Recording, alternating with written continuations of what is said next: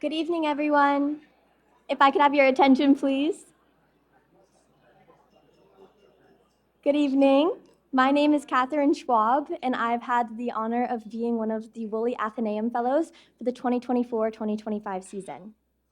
It is my pleasure to introduce tonight's speaker as part of the Ath's commitment to engaging with the stories that shape our world, sometimes in ways that we may not expect.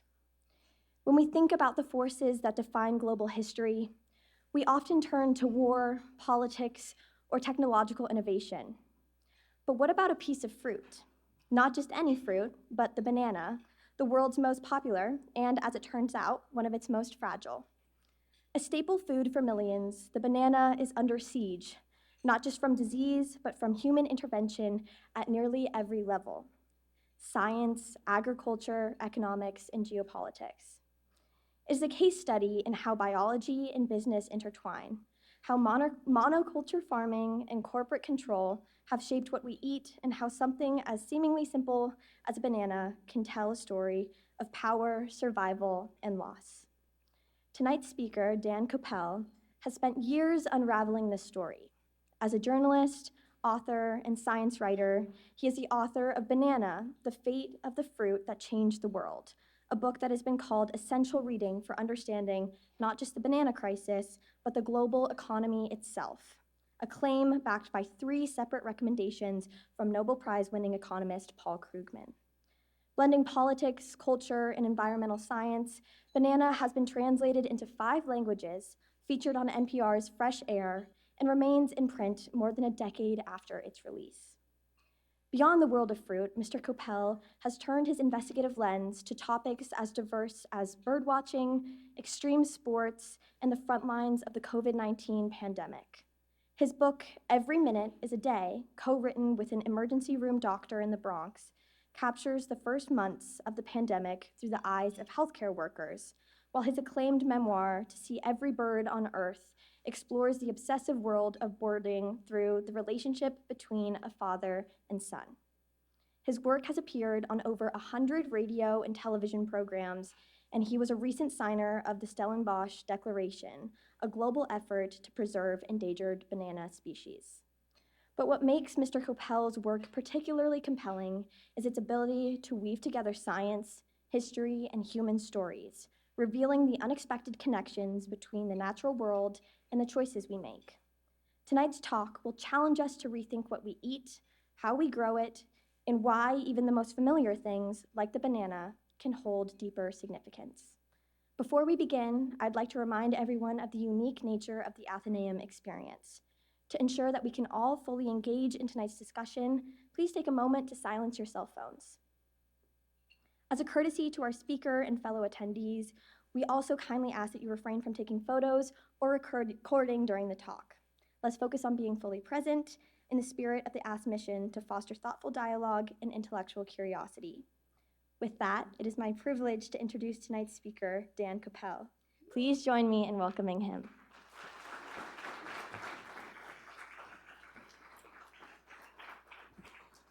Hi, thank you so much, Catherine, and thank you to everyone here who's arranged for me to come here and is attending. It's a great opportunity. This is my book. You should buy it. And these are bananas. You should buy them too. But these are more problematic than my book, so we're going to talk about that. I want to start with some basic facts about the banana. I want to start with the Garden of Eden, actually. Now, I'm not going to say that the Garden of Eden was real or not real. What I am going to say is that the banana was the fruit in the Garden of Eden, whether it's real or not real, and it was not the apple. What does that mean? It means that if we look at the Bible as history, as an account of something that might have happened, what is the story of the Garden of Eden? Adam and Eve are provided with everything they need. It's growing there for them to have. They are hunter-gatherers, in other words. They are not cultivating fruit or raising animals. They are hunter-gatherers. When they discover the knowledge of good and evil, and by the way, the banana is known as Musa sapentium, the wise man's fruit, so there is that tree of knowledge there. They are banished from the garden, and they are forced, according to the Old Testament, to till the earth. So in other words, the story really is not, it's not a religious story. It's a story of how people were hunter-gatherers and how they got out of hunter-gathering and started farms. Well, the banana was the first cultivated fruit, which is why the banana was the fruit in the Garden of Eden, or the fruit that best symbolizes that process. And the banana has been with us everywhere we go. It's a remarkable fruit in that it's very portable, it's very easy to grow. The banana started, probably in Asia, and it has spread around the world both as a subsistence crop and as a commercial crop over the past 10,000 years. Global banana consumption, about 114 million tons. The average American eats about 100 bananas a year. The most interesting thing, I think, is that there are over 1,000 banana varieties. 1,000 banana varieties. If you've live in the United States or in Europe and you have not traveled, you've probably only tasted one of them, the Cavendish banana. And I can tell you, as someone who has tasted many bananas over the years, this is the worst banana on earth. It sucks. And I'm going to tell you why. But the story of the banana really, it starts with that sort of hunter-gatherer piece. And it extends all the way into the 1850s as mostly a fruit that was grown for people to eat at home in front of their villages and their houses. Banana is unique in that every banana tree blooms pretty much just once a year, gives fruit once a year. And as you guys know, if you get 150 bananas, you're not going to be able to eat them all before they go bad. So the banana is actually critical in developing community, because in a village that has, let's say, 50 huts, each, and this is true in Africa today, bananas are grown in front of each house. And you have to share with your neighbors, because his banana might be good in 6 months while yours is good now. If you want to eat, and bananas are a subsistence food in Africa, in the Lakes region, 80% of calories come from bananas. You're going to have to learn to share. You're going to have to learn to cooperate.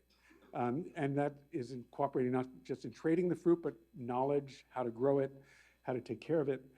So the banana is a really important fruit, an important product in civilizing us. But everything changes around 1875. And the world is changing, right? We've got electricity, we've got light bulbs, we've got industry. And a fellow named Lorenzo Dow Baker, who's a sea captain in Cape Cod, has just come back from an incredibly foolish mission to sail upriver in Venezuela and find a lot of gold. He arrives back in Jamaica with no gold, half his men are dead, and no money. Jamaica is a place where bananas are growing because the British, who colonialized Jamaica back then, were growing them. And he says, I've got to find a way to salvage this terrible trip. I know what I'll do. I'll put a bunch of these weird fruit onto the front of my boat. The trade winds will keep them cool, and we'll sail back to New Jersey as quick as we can, and I'll sell them. It sounds insane, right? But it worked. Lorenzo Dow Baker becomes the first banana mogul. The company he starts is called Boston Fruit. Later it changes its name to United Fruit, and today it's known as Chiquita. So Baker gets screwed out of the company very quickly, by the way. He was not a good businessman. The guy who messed with him and who really is responsible for a lot of this is a guy named Andrew Preston. So Andrew Preston was, you could say, a marketing genius, you might say an evil genius. He saw the banana as something that could appeal to the masses, which is really crazy if you think about it, even today. The banana, his idea was, I got to sell these fruit to everybody. To do that, they have to be cheaper than the most popular fruit now, which are apples.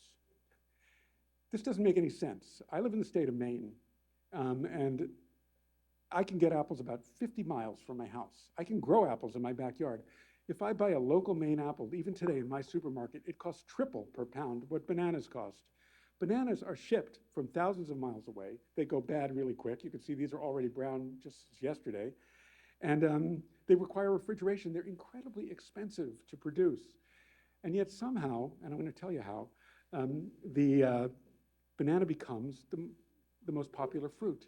So Preston does two things, and there's two prongs in this, and this is the story of the banana, and this is why the banana sort of touches everything, and to a person like me, and by the way, when I started doing this, I hated being called Dan the Banana Man. I'm okay with it now. In fact, I like it. So go ahead. And I often tell people, and that my knowledge of bananas is probably broader than anyone on the planet, but it's only 2 inches deep. So I'm not really bragging. I'm saying that, you know, broad knowledge is tough because you have to be multidisciplinary about it. And that's kind of one of the things I like about this institution, is that it requires that of you. So Preston has this two-pronged approach, right? How do you make bananas cheaper? How do you make any product cheaper? You control the means of production, which means workers, which means factories, physical plants, stuff like that. And you market to increase demand. This guy was a marketing genius. First supermarket coupons were from banana companies. You know, there's old clip-off coupons, but he was so smart that he got it. The coupons were for cornflakes, milk, and bananas. And if you bought cornflakes and milk, you would get free bananas, but he made the cornflake guys pay for them. So, and this is a model. He somehow made people pay in the most horrible ways and weird ways. Bananas become so insanely popular through these many efforts. He hires doctors to convince parents that babies should only eat bananas, which was something we still talk about today. This is in 1895. And the banana becomes so crazy popular that it starts to change America. And one really good example of that is the idea that it's funny to slip on a banana peel, right? I have actually slipped on a banana peel. It's not funny. I broke my elbow. This was before I became Dan the Banana Man. I hope the banana gods now protect me against this. But this slipping on a banana peel was a real thing. Why was it a real thing? Well, when you peel a banana, it gets slimy, right? You all know that. 1895, this fruit is going nuts. Everyone wants one. It's the cheapest fruit in the supermarket. Temperance movements are making apples, which are used mostly to make for cider, less popular, and this continues through Prohibition. So bananas are taking over, but there are no trash cans. There's no trash collection. So people are throwing banana peels along with their other food waste onto the street, and people are actually slipping on banana peels and hurting themselves. How do we know this? Well, the Boy Scouts of America, for example, ask that Boy Scouts do one good deed every day. In 1910, the Boy Scout manual actually listed cleaning up banana peels as one of those most important good deeds. Can you imagine the 10 most best things you can do for society? One of them is picking up banana peels. In New York, it got so bad that the city actually organized, they got a Civil War general, former Civil War general, to organize uniformed trash collectors. So the New York City Sanitation Department owes its life to bananas. That organization evolved into the daily trash pickups we see all around America. So I think you're beginning to see how bananas are everything. But there's a big problem, because it's not just making them popular. It's the business model requires bananas being cheap. And in order to make bananas cheap, well, it's, like I said, it's really hard. They're grown far away. They're shipped, they had to be shipped with ships in those days, giant blocks of ice that would be sailed down, cut out of icebergs and ice blocks in rivers in the north, and floated down the Hudson River, filled with these boats and sent to Latin America, and then they'd be filled. And then now they use refrigerated ships, but even so, it's very expensive. So what do you do? What do you do to make these bananas as cheap as you need them to be? Because the idea of raising the price did not occur to anyone. It was, for whatever reason, and that, again, today that's still a problem. You control production, you control the means of production, you control labor, you control land. And that's when it gets ugly. Bananas are responsible for, between 1900 and 1954, 30 government overthrows in Latin America, directly funded by the United States military and Chiquita banana.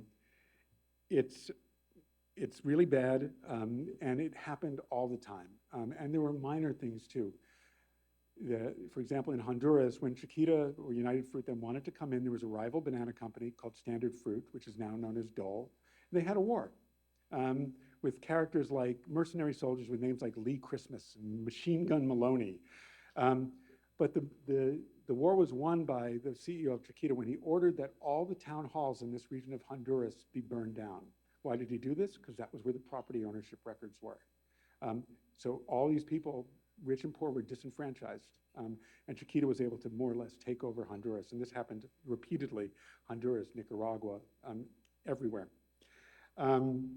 So you control the costs, you control labor, you control the land, you market. What are you doing? You're creating an ever more popular product, right? It's sort of like, right down in San Bernardino, there used to be one McDonald's. And they figured out how to sell hamburgers cheaply. They figured out how to standardize. The banana's the same. Let's not think of bananas as farmed fruits. They're not from nature. The Garden of Eden is gone. Banana plantations are factories, and this is an industrial product. And it comes with all the problems of that. And one of the problems was disease. So there are 1,000 kinds of bananas. They're not species, they're varieties, cultivars. There are probably about 10, let's call them families. And though not every banana gets sick from every banana disease, all bananas get sick from some and many banana diseases.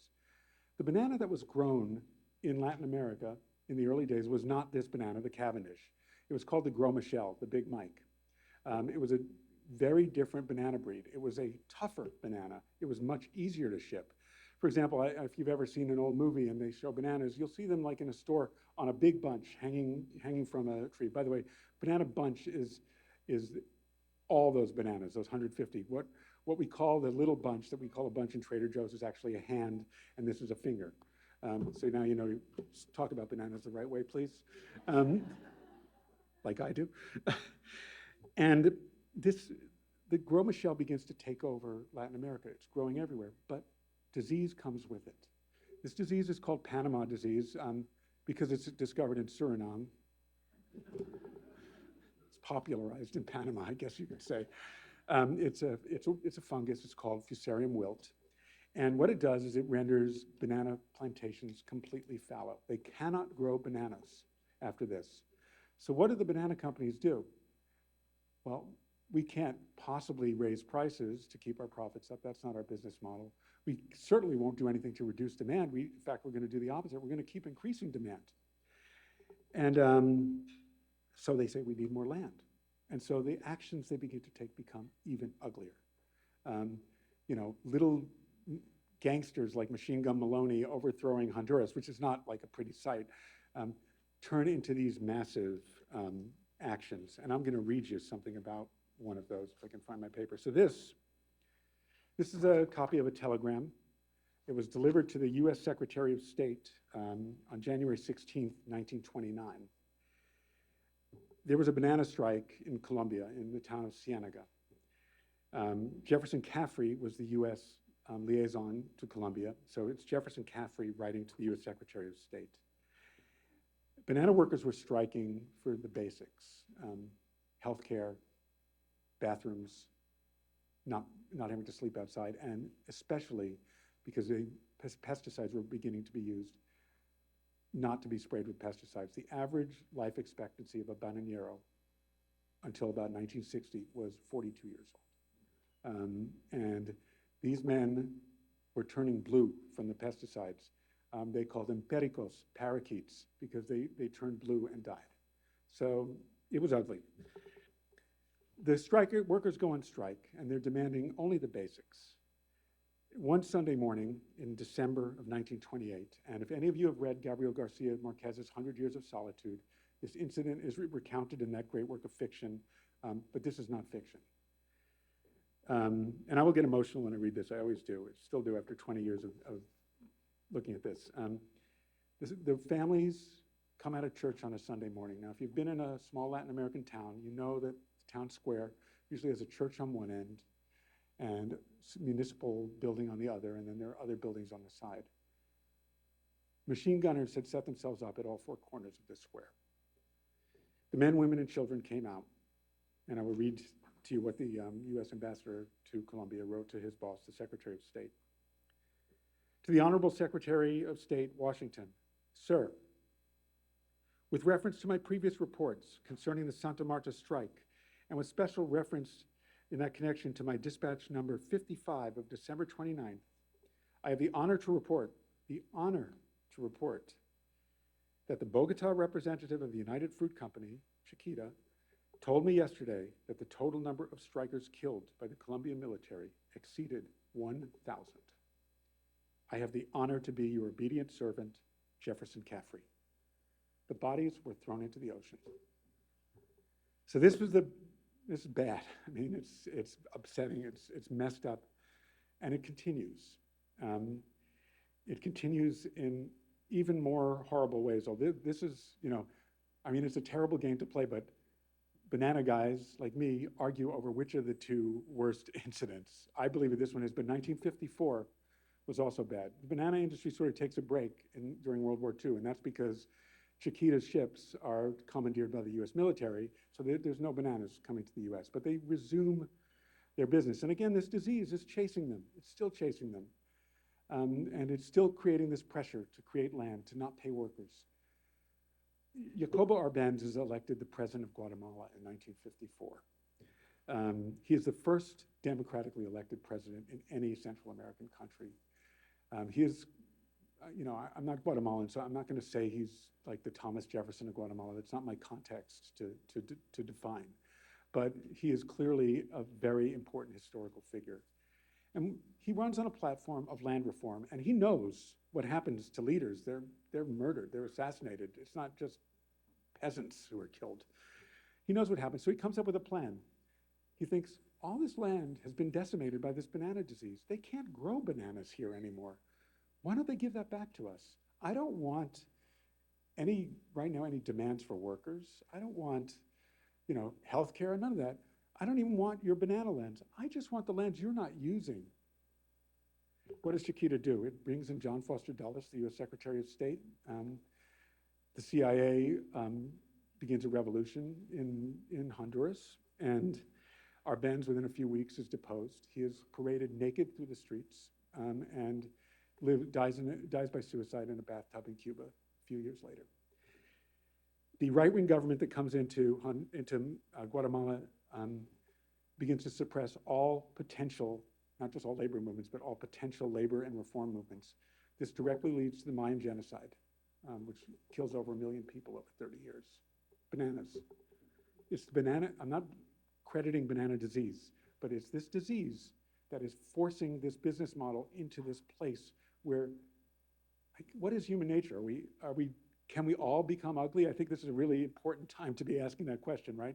Are we all capable of evil? The banana guys were terrible, they were evil. They created a business model that made it impossible for them to be good. It just didn't work.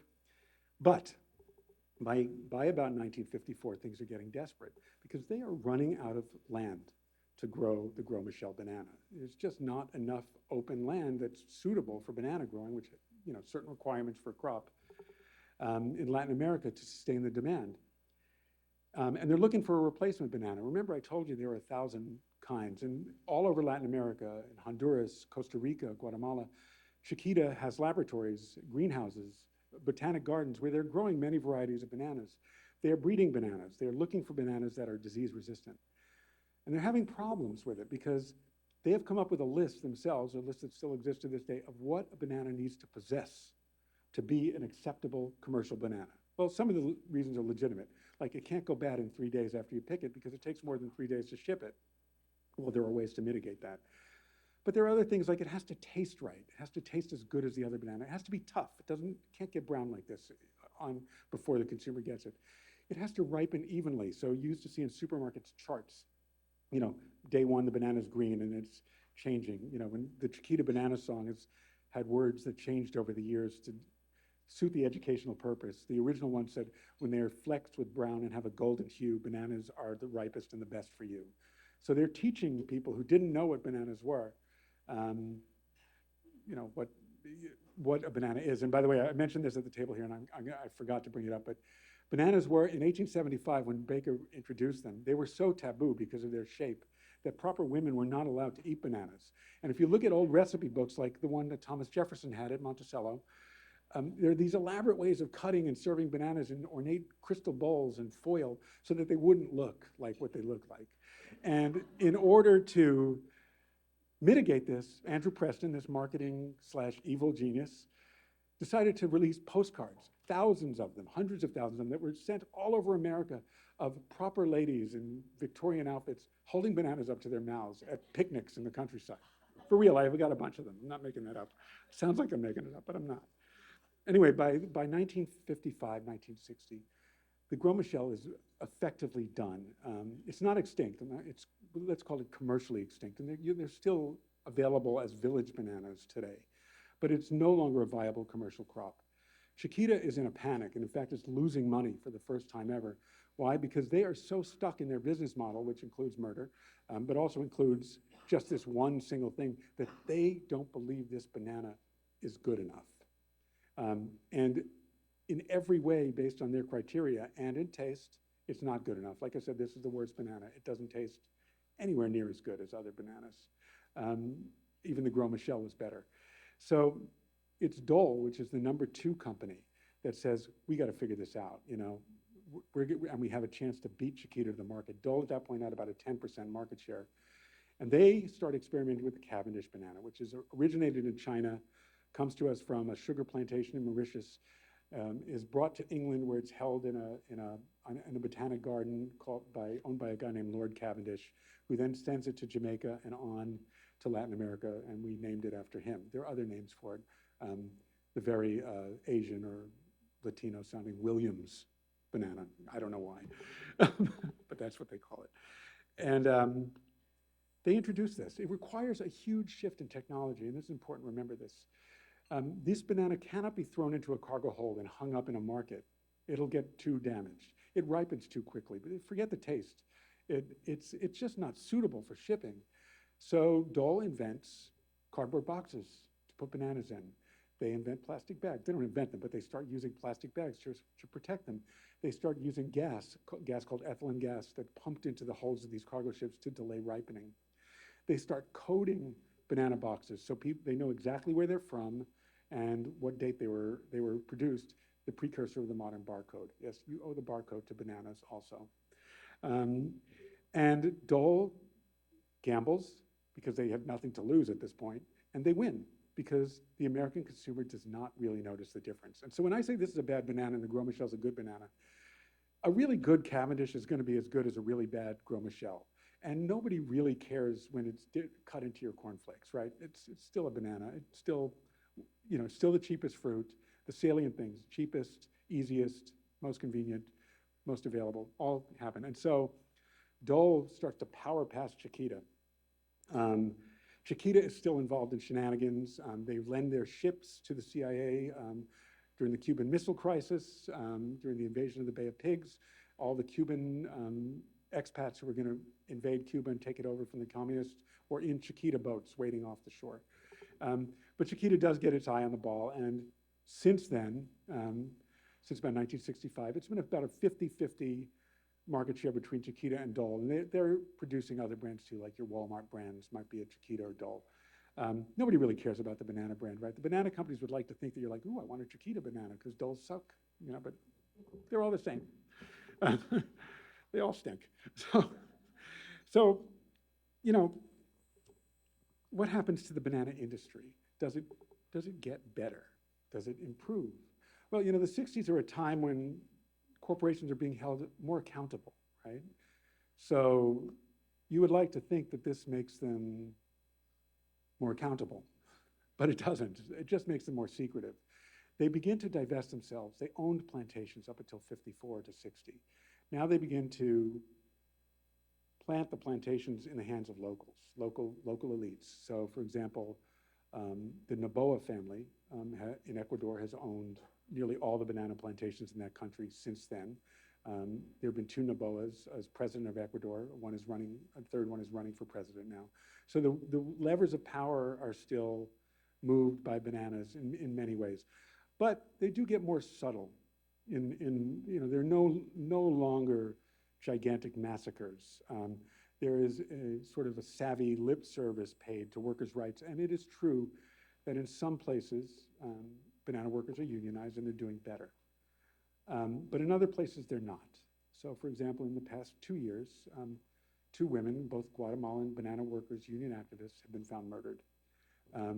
In November of this year, Chiquita went to court to protest a $20 million judgment that was made against it for paying Colombian terrorist organizations for the right to grow bananas in the regions controlled back then, not now, but in the 80s.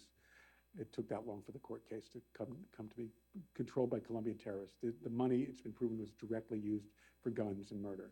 So This stuff still goes on. Yeah, it's more subtle. There's plausible deniability. Oh, it's not us, you know. Chiquita will tell you, we were protecting our workers. They were threatening us, and we were preserving jobs. Well, they probably were protecting their workers, and they probably were preserving jobs, but they were also responsible for buying a lot of arms. There might have been a better way to do it. I don't know. I'm not a banana executive, so I can't really figure out what the better way would be. So then something happens. You know, for years, since the 1920s, the banana industry has been experimenting with bananas. Like I said, there's 1,000 varieties. They knew about the Cavendish. They knew about other banana varieties. They have a breeding facility in Honduras, which is right on the Chiquita compound. The Chiquita compound was where all these basically white American men went and they ran the banana empire. They had whorehouses with underage girls. I've had Chiquita banana guys, retired, brag to me about how great those days were, how they were living like kings. They will tell you this without any, some probably wouldn't tell, would be smart enough not to say it. But it was terrible. But they're also experimenting there. They're developing new varieties that are disease resistant, that might have different taste profiles, that might have different ripening profiles. The problem is bananas are really hard to breed. Now, that's ironic because I said before how easy they are to breed. It's both, because it's easy to plant a banana. You just take a banana tree blooms once, and then a mother plant will then push the daughter plant up the next year, and that one grows. If you cut that daughter plant intact, you can throw it in the back of your bicycle in Uganda, I've seen this, ride to the next village, give it to your uncle, and he can stick it in the ground. So bananas are so easy to propagate. That's one of the reasons they spread so quickly.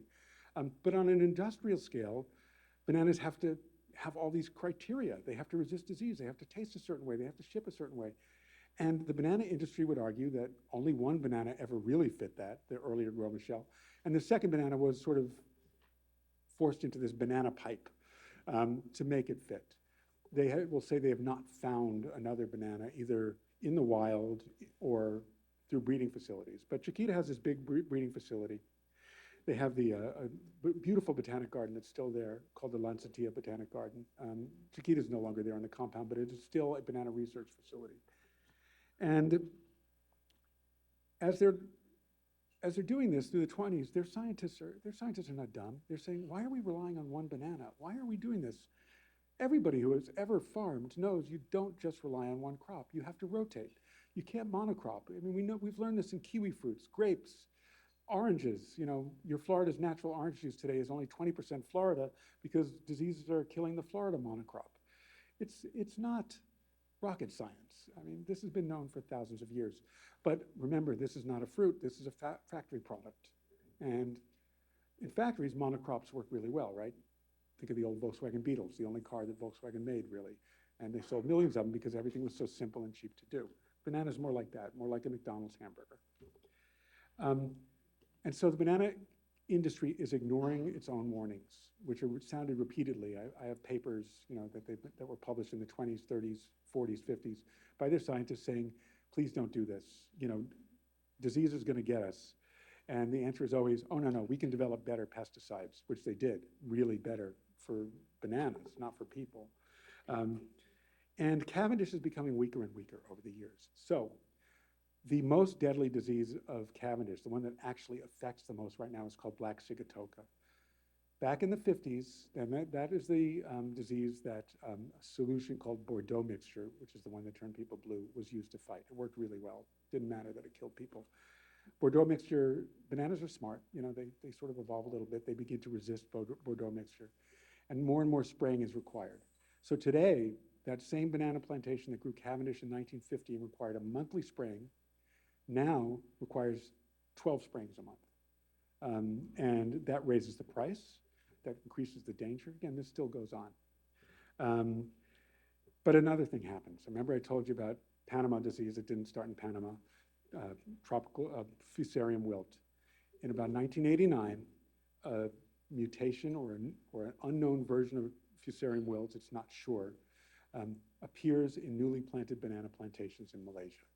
This version attacks the Cavendish. Within 10 years, this disease has spread. It has spread across oceans. It has spread into China, to Pakistan, into India, the world's largest banana growing country. It has spread across islands, across the Philippines, across Indonesia. It has even spread into Australia, which is one of the few sort of first world countries that grows its own banana crop. Iceland is another one, but they grow them all inside, so I don't really count that. And this disease is affecting Cavendish. This starts around 1980. It begins to sort of really steamroll around 1995. This is the disease I learned about in a scientific journal in 2002 when I started getting interested in this. And I thought, this is a story. This is a book. I got to write about this. And what's interesting is the banana companies are denying it. They're saying, well, yeah, we don't know much about this. It's not going to affect us. It's not going to affect the Latin American. The goalpost keeps moving. Oh, it won't do anything. Okay, it'll do something, but over there. Okay, it'll do something over here, but we don't have to worry about it because it'll happen then. So in 2013, looking for new places to grow bananas, does this sound familiar? Chiquita gets into Africa for the first time, and it grows Cavendish bananas in Mozambique. This is seen as a huge thing for the economic development of Africa and for that nation. However, the bananas it brings are carrying Panama disease. Panama disease is so virulent that it can contaminate an entire plantation with one speck of dirt, on a machete, on a tractor wheel, on a shoe. So when I was looking at bananas in Guangzhou, China, where the plantations are very small family plantations that are sort of knit together like a checkerboard, Huban, the scientist who I'm friendly with, who took me there, he carried a trunk full of slippers. And every time we'd walk into one plant farm, we would put on new slippers and then burn them. And then we'd change them. Because that's all it takes, is one bit of dirt. Chiquita and Dole are saying this is never going to happen. But Mozambique, within 2 years, Chiquita's gone, so are the bananas. And not just the Cavendish. The subsistence bananas that have been pulled out to grow these are also gone. And Fusarium wilt, although it doesn't affect all subsistence bananas, it will affect the kind of bananas called highland bananas, which are the ones that are eaten in Uganda, parts of Kenya, Rwanda, Burundi. And as you guys probably have heard about the Rwandan genocide, genocide is closely tied to food supplies. Hungry people are desperate people. And without bananas, things got really bad. And so these bananas are not as deeply affected by disease, but they are affected. And Chiquita really messes it up. Big time. But what do they say? Oh, well, it hasn't hit Latin America yet, so Trader Joe's will still have bananas, we'll all be fine. 3 years later, it hits El Salvador. And it is now in 3 Latin American countries at least. I'm going to say it's probably in 6. It's a big secret because these are publicly traded companies. They have a fiduciary duty to admit that this is happening, but they don't do it. I own 1 share of Chiquita just so that I can be officially a shareholder. And and so I've been at shareholder meetings where I've said, well, what about Panama disease? Oh, no, it's not going to happen. But it is happening. Now, Chiquita will tell you, and it's true, that this is a slow-moving disease. It may not destroy the Cavendish crop. Remember, it destroyed the Gros Michel crop. It took 70 years. It'll probably go at a maybe faster pace because there's more automation, mechanization, airplanes, things that could bring the disease. But it'll happen slowly. And so Chiquita is they are working on it a little bit, but they're also saying, well, we got time. Well, I would say they don't. And the reason is the disease is slow, but so is development of alternate banana varieties. Remember I told you, this is a hard fruit to grow in terms of shipping. You gotta work hard. And bananas, when you breed them, weird things happen. They're a weird fruit. This is one of the things that's cool about them. You breed a banana, and in the lab, it looks great. It resists every disease. It's like got a Superman S on its chest. And then it goes into the field and somehow gets sick within 2 generations. And this happens consistently. And it's a frustrating thing.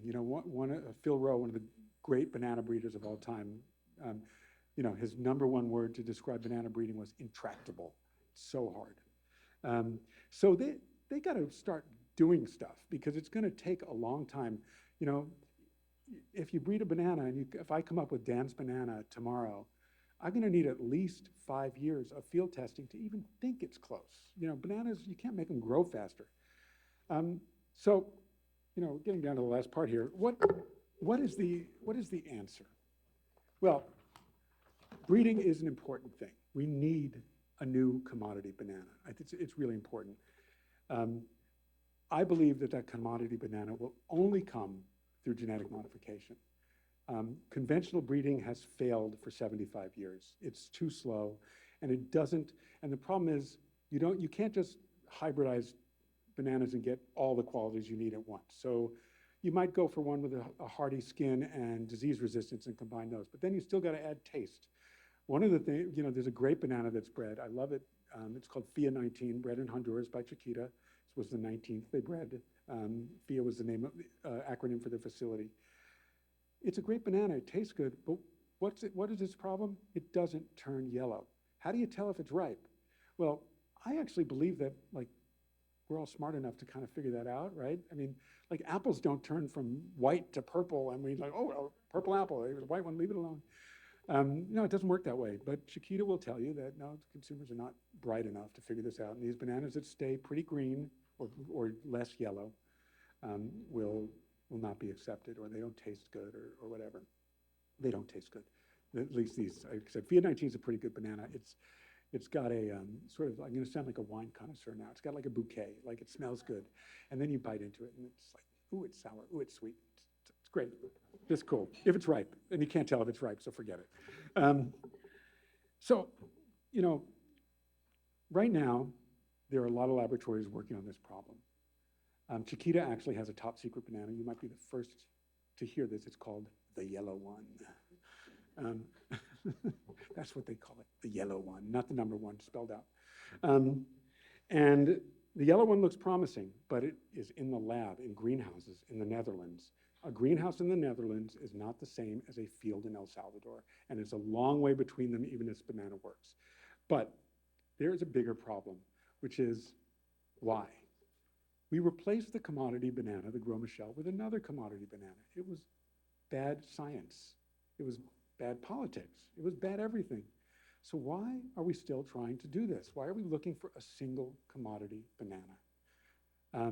It's because this business model that has been so ugly, yet so successful, has persisted for now 150 years almost. The banana remains the cheapest fruit in the supermarket. I bought these 3 bananas at Sprouts, which is expensive, as you know, for about 75 cents. 1 apple at Sprouts is not 75 cents. So to this day, that business model, and it's created this tunnel vision. I mean, you often hear in technology, like this company was so at the top, and then they didn't see the disruption coming, and they blew it themselves. Well, the disruption should be coming to the banana industry because they are not looking at the big picture. So what is the big picture? What would and it's easy for me to say because I'm a writer, I'm not a banana grower, I don't work for a banana company. So it's easy for me to say, and it's easy for the banana companies to dismiss, but I do think I'm right here.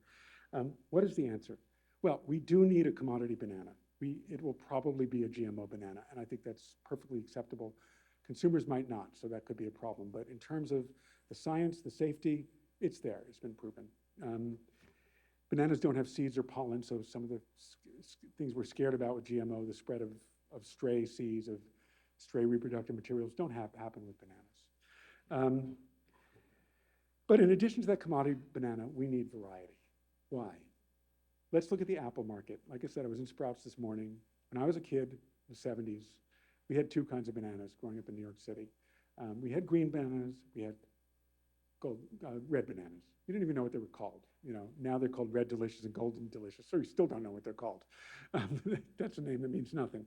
But if you go into Sprouts now, or Vons, or any place else, you will see 10, 15, even 20 varieties of apple.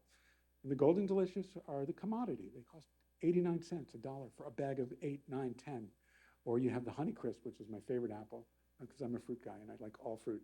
And that apple can cost $2, $3. And guess what? People buy all kinds. So what would it take to change the way the banana works? Well, first it would take a change in attitude, because it is true that this pipe that delivers the Cavendish can only deliver the Cavendish.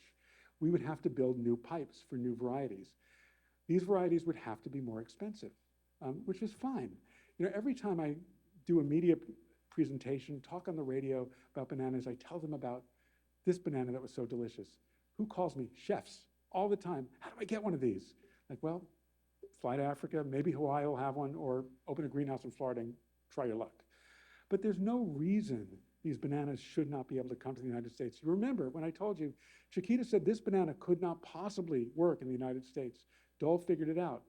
So that knowledge has been there for a long time. They've figured this out. I'm confident that we can figure this out, right? We can figure out how to get a banana overseas. And once we have 5 or 6 kinds of bananas, I'm not going to say this is guaranteed, it's probably not. But if we decommoditize the market, if we put more money into it, if we make these bananas a little more expensive and the great bananas a lot more expensive, right now there's no chance for banana workers because there is no money. It's a product with a profit margin of a penny on the dollar. If we can increase those profit margins and find a way to distribute them, support workers' movements in Latin America, bring that variety, then maybe the banana will change, and maybe the banana market will change, and maybe it will actually be, what it needs to be. And so I want to just end by saying, this is a cycle. This is why I say the banana is everything. It was marketing, it was demand, it was biology, it was culture. All these things combined to create this system that collapsed and continues to collapse. It wasn't just that bananas get easily sick. It wasn't just the monoculture. It wasn't just banana popularity. It wasn't just slipping on banana peels or banana songs. It was all of that, and each thing feeds itself. So it is a complex problem like all problems, and I really hope that people who read my book or listen to this talk understand that this is not easy. It's easy for me to say, but it is not easy to do. But it has to be done, and the benefit that all of us will have is great bananas in the United States of America. So rah, rah, let's do that. Thank you very much.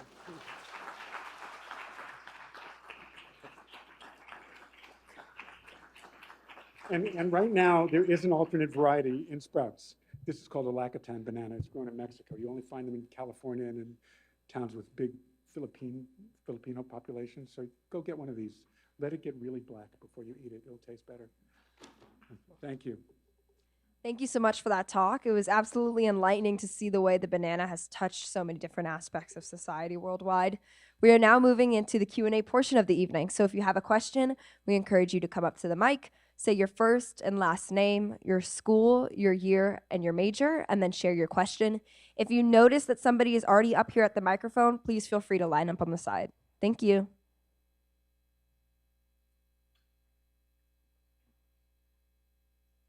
Okay, if you're not going to ask a question, I can ask myself a question, but go ahead. Hi, my name is Lauren. I'm CMC class of 2027. And I was just kind of wondering what drove your interest in bananas in the first place? So listen, if anybody told me, like the day before I wrote my first article about bananas, that nearly 20 years later, I would be standing in front of a group of college students and faculty talking about bananas, I would have thought that was the most crazy thing I've ever heard in my life. And it's still, I find it very difficult to believe. I've been so lucky. I was a contributing editor, which basically means a staff writer, at National Geographic. And I was getting sent to all sorts of great places and I was looking for stories. So I had a magazine article about bananas because, it's my job to find good stories, and I lucked out on this one. And my measure for what is it a book is always, do I feel like I didn't know nearly enough when the story came out? In other words, is there a lot more to know?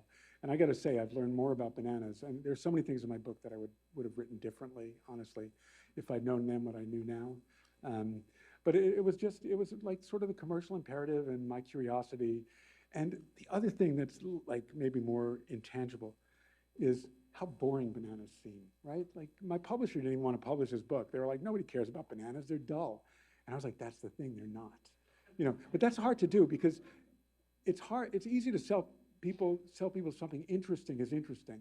It's hard to convince them that something boring is interesting and then get them to spend their money on it. So my publisher was generous, and I just thought, like, isn't this paradox between this like totally plain, let's call it a white bread product, is actually like responsible for such horror and joy, and has been that way. So that was why I wanted to do it.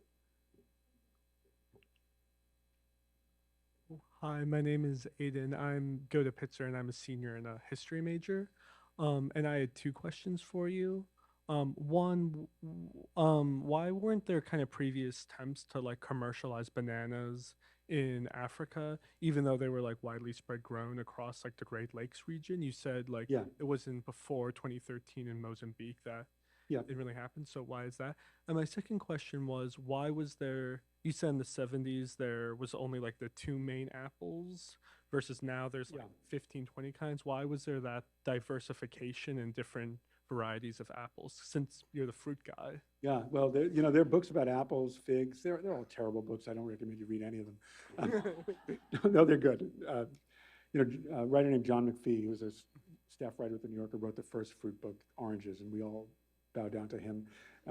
So to answer your apple question first, there was a woman, I don't know her last name, but her name was Frida, and she started importing kiwi fruits into the United States in the 70s. And they were a hit. And this sort of launched this interest in alternate varieties of many kinds of fruits except bananas. And at the same time, sort of American palates were changing. So for example, if you grew up in New York or LA, you might have found sushi in your supermarket in 1980, maybe not. But you definitely wouldn't have found it like in Peoria. But, mass communication, more awareness of food led to this sort of realization that people wanted better tasting stuff. And apples are easy to grow, they're local, and so, they came out. I remember absolutely the first moment I tasted a Fuji apple. It was like the best moment of my life. It was great. Still my favorite kind, except for Honeycrisp. And then the second question, why not Africa? Well, I don't really know the answer to that other than, commercial bananas require more than just land. They require a port. They require an infrastructure to get them to port. And colonialization worked out in very different ways in Africa. They were both equally brutal, but there was not a lot of development in Africa. While colonialization of Latin America often began with things like building railways. So the railway that goes from Costa Rica's center to the port was built by Banana Company. They built it for free for Costa Rica in return for owning all the land on either side of the railroad for 2 or 3 miles. This is a model, by the way, that China is using now for mineral rights in Africa. So I think it was just a different culture. But you could argue that chocolate, which is, is the same thing is happening, the same kind of things happen with chocolate in Africa, and the Belgian Empire has happened in Latin America with bananas. Thank you. Thank you.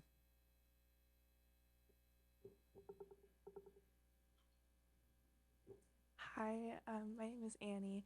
I'm a senior at Pitzer.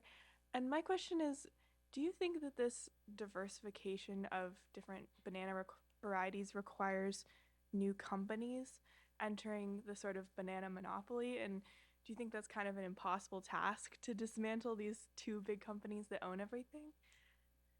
I don't know. I don't think the big companies are going to be smart enough to do it, which is kind of amazing since they are fruit companies. And, Dole and Chiquita both sell apples. They know this works.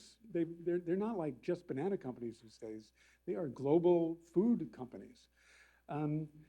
But, the most varieties of bananas in the world, as I said, come from India. And I don't know if I said so, but the Cavendish there is known as the hotel banana because it tastes so bad only tourists are going to eat it. That's true. So India is a place where there's been amazing economic growth. There's been entrepreneurship. I would love it if some wealthy Indian tech billionaire said, I want to transform the world banana market.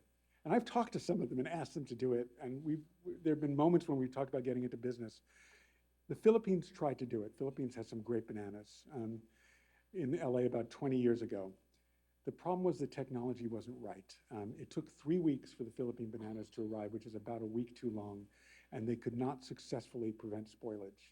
These are surmountable problems, but I don't think Chiquita and Dole are going to be the ones to surmount them. Hi there. I'm Jessica Guo. I'm a professor of plants and climate change at Harvey Mudd. My question for you, I'm glad you brought up chocolate earlier, is so there are well-known impacts of climate change on coffee and chocolate and other products we get from the tropics. What are some of the potential impacts of climate change on the banana? So, that's a question I get asked a lot. And, bananas are grown in these very controlled environments, tropical regions. And so climate change is not the main threat that bananas face. what is an issue is that it prevents us, for example, from, so there are organic bananas, which I gotta say, I think are kind of useless for a couple of reasons. One of which is banana pesticides do not harm us. They harm the workers because the workers breathe them, but bananas have such a thick skin, the pesticides don't get into them. So you're gonna talk about organic bananas then as a benefit, as a way to keep bad chemicals from getting into soil, which is a good thing. We need to do that. The problem is organic bananas are not protected against disease by these pesticides, so they get sick. And so the banana plantations that were organic become conventional plantations. And in fact, I would argue that organic bananas, especially in Peru, are a vector for conventional bananas growth. In other words, let's grow some organic bananas, then in 5 years we'll be able to grow conventional ones. There's no taste difference, but that doesn't directly answer your question. But it does reduce, climate change will reduce the amount of space that is favorable to any kind of banana production. And that will make it difficult, for example, to introduce fair trade bananas. Now we do have fair trade bananas in the United States. I recommend you buy them, but the impact of fair trade on the actual, it's a nice idea. It works in coffee because coffee is high priced. It doesn't work in bananas.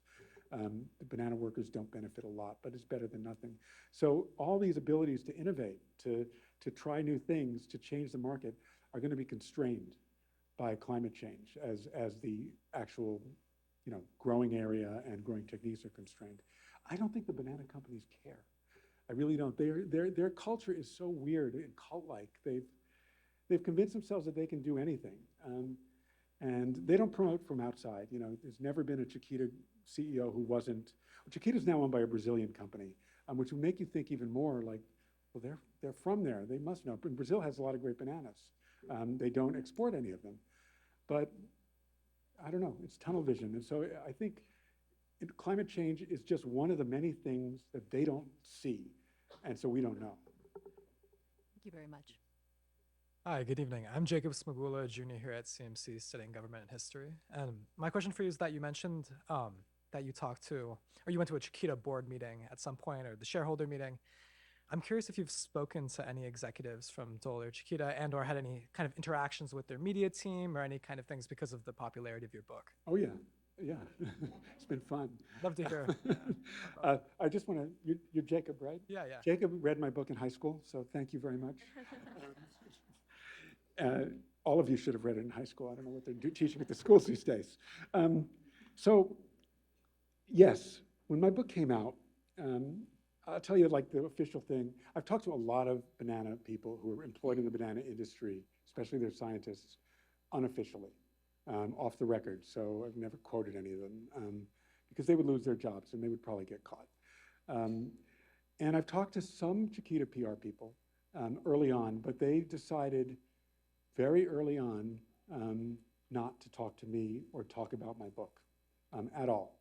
And if they did, despite that, they would say I was a quack, I was a charlatan, I was in it for the money. I'm not in this for the money. I didn't make enough money to be in this for the money, really. I mean, you'd think 20 years of book sales, I would have, flown in here on a supersonic jet. Didn't happen. But that's beside the point. The funny thing is when the CEO of Chiquita, when my book came out, someone at the Cincinnati Enquirer, which is where Chiquita was based then, did do an interview in his office. It was a video interview, and asked about my book. And he said, "Oh, that guy, he's full of it. He's just trying to make a lot of money." And I haven't even read that book. If you look at the image, my book is actually 3 copies of it on his shelf, like behind him. I'm not kidding. Later, his son, who was a college student, wrote me a Facebook post saying what a jerk I was. He also apologized 10 years later. He wrote to me and said, I realized my dad was part of a really awful system. So college did something good for him. It was Amherst College, in case you're wondering. So they have sort of ignored me, even as a shareholder. It's not easy to ask a question as a shareholder. And I don't really understand why. And they've ignored the issues. There was a point where there was a thaw in the way Chiquita saw itself. When my book was first started to be researched, there was a page on the Chiquita webpage called Our Difficult History. It was not a lot. It was sort of a non-apology apology, as we all know what that is. But it was called Our Difficult History, and it did mention in very broad, undetailed strokes what Chiquita had done. That page disappeared about 2 years later and has never been seen again. So I don't really know, like, what they think. I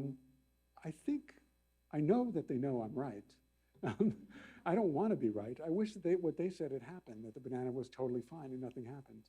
But that's not the way it worked. And anyone who was a credible banana researcher or scientist, not just like a poor journalist like me, knew that this was the way it was going to turn out.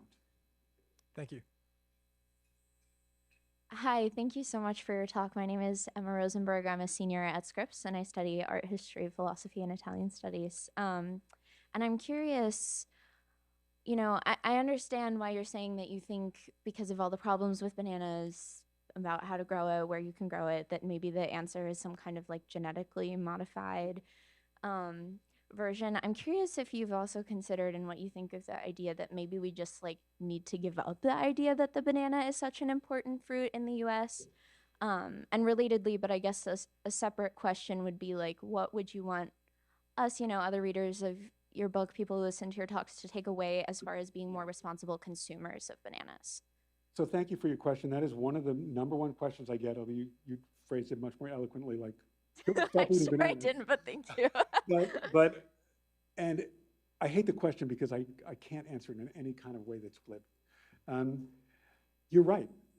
We probably shouldn't be eating bananas. They probably shouldn't exist. How many other imported products should we not be importing? I'm not saying we need to grow them all here. There's no like America First stuff. But there are products that are definitely not good to have, and their shipping and the environmental damage they do should make us really consider that. I think higher priced bananas is a sort of step in that direction, but on a pragmatic level, so I have 2 kids. They're 14 and 10. They love bananas. Me, of all people, should not be feeding them these Cavendish bananas, and I do. So am I a hypocrite? I don't know. My younger son has such a crazy sweet tooth, and the banana is the only thing he'll eat other than Sour Patch Kids to satisfy that. So, it's a tough thing. It's hard to give up a staple food, but you're absolutely right. So what I suggest as a compromise, sellout, whatever you want to call it, is that people need to start talking about alternate varieties. This whole, my talks are always a lot of did you knows. Did you know this banana tastes bad? Did you know there's 1,000? Well, tell that to your friends. Tell it to your grocery managers. Go be a crazy person like me and go into Sprouts and say, hey, can I talk to the grocery manager? Did you know that? You're like, oh my God, get this guy out of here. But if you all do it, it might go better for me. So please start talking about better bananas and have the discussion, like, should we have these? Because it is an important discussion. I don't know the answer. Again, I'm more pragmatic about it. I'm less idealistic. I think it's not should we have these, it's that we do have these. So how do we make it better? But you're right, they probably never should have been here, and that really begs the argument, should they still be here? I appreciate that. Thank you so much. Thank you. Hi, I'm Melanie Kalla. I'm a senior at CMC and I study international relations. What is the best banana and why? I have an absolute answer for that. There is a favorite banana that is the greatest of all bananas. So I was in Democratic Republic of Congo.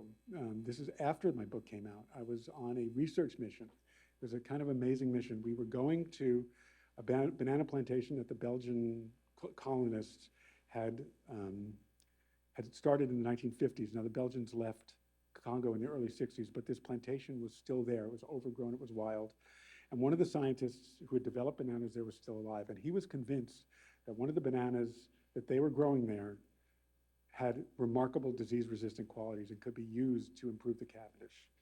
So National Geographic gave us some money. It's called an explorer's grant. It really sounds cool. It is cool.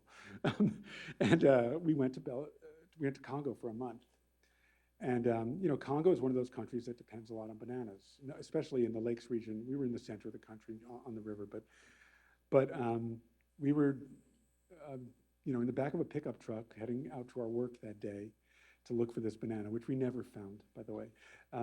And a kid comes by on a bicycle, and he's got this huge bunch of bananas. I mean, it's crazy. Like, how's he carrying these bananas on this bicycle? He's like 10 years old. And one of my friends says, oh, this is the banana I've been telling you about. It's called ibota ibota. And that means in Swahili, I'm pretty sure, Fertile, fertile. And it's a very high fecundity banana. It like grows 200 fingers per hand. And he says, this is like the best banana. Now, it turns out we did some research, and it's actually originally a Thai banana that was brought over by Chinese workers in the early 1900s to build the railroads, which don't exist, from the Belgians. So it's complicated. But in Swahili, it's named for its reproductive qualities. So you bite into this thing. Well, the first thing I notice is I take one, and it just falls off the stem. This is bad for a commercial banana. It's actually a quality called finger drop. Finger drop means when you touch this banana, it's so fragile. It's like a chandelier where all the pieces fall down at once. So when you touch this big bunch of ibota, all the bananas start to fall off, which makes it very difficult to ship. But you can eat it right there, and you can trade it with your neighbors. So I peel this banana, and oh my God. I'm going to sound like a wine connoisseur here. I don't even drink, so I don't know what that means. But first it's like sour, and then it's sweet, and its texture is like ice cream, and then I don't know what. It's so good. And so I ate them the whole rest of the trip. That is the best banana I've ever tasted. And I have also tasted the Gros Michel banana, which if you guys ever go to Hawaii, go to the Kona Farmers Market on Wednesday afternoon and ask for a Bluefields banana, because that's what they call it there. And make sure it's nice and ripe. And you'll find that's a pretty good banana, but it's not that great. It's better than Cavendish if you get a good Gros Michel and you've eaten a bad Cavendish. We did manage to get some of those back to Los Angeles because my wife is an expert smuggler. So we had them for a couple of days. That's a good banana, but the ibota is spectacular. And all of you have to have one. I wish I could bring them all for you. Thank you. Sure.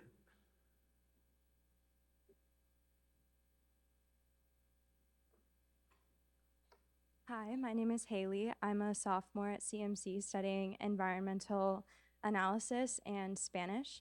And I was struck by a comment you made earlier about the fact that the average US consumer should have the intelligence to know that, a fruit is ready to eat even if it doesn't change color. And also by a comment you made, kind of joking, that Jacob had read your book in high school and that should be, something that everybody should read in high school.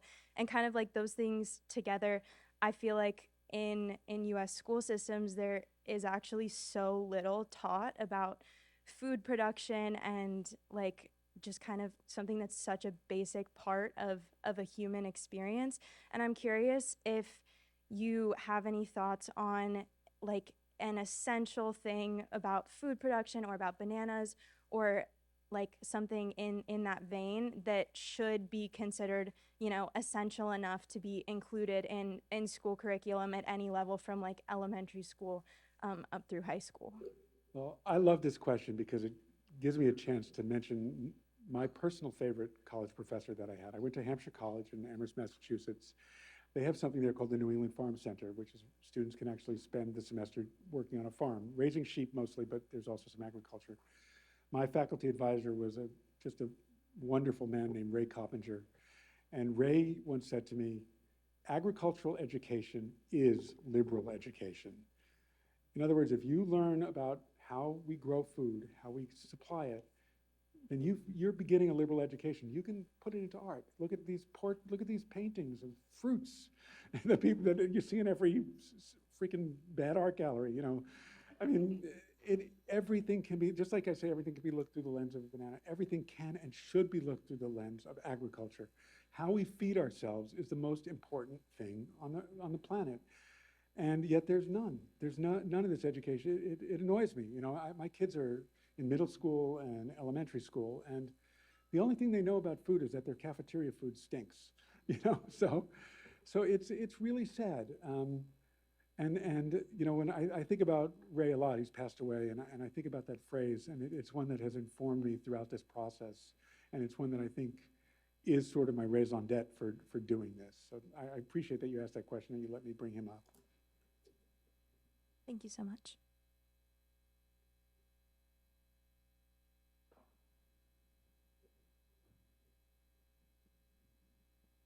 Awesome. Well, if there aren't any more questions, I would love it if we could all give Mr. Koeppel another round of applause. Thank you.